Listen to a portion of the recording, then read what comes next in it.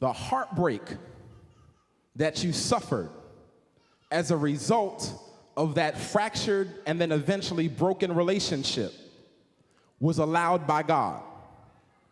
Because before you came out whole on the other side of it, you thought that your heart, your pain, your mind, and your love were owed to the person that you were directing it at, and that God did not have possession over it.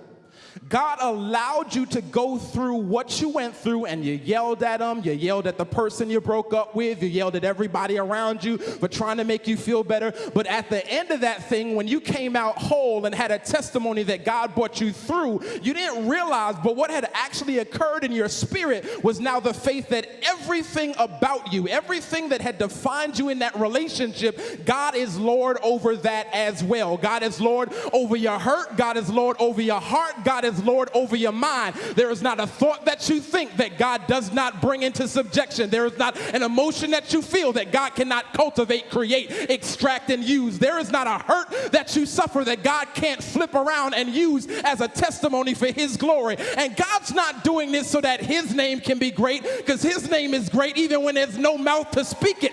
God is doing this so that you understand that His name is great, because when you understand that God's name is great, you live life differently. Do you understand that your negative testimony comes from not believing that God is exactly who He said He is? And you're wondering why the nations can't be saved. You're wondering why the community hasn't changed, because you're wearing the name of somebody who's able to do everything, but you walk around professing that He's incapable. The secular world is looking at our lives and saying, you're not living like your God is all powerful.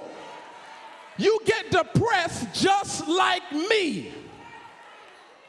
You curse and drink to escape pain just like me. How can you tell me that God can hold what I'm feeling right now when you're trying to drink it away just like me?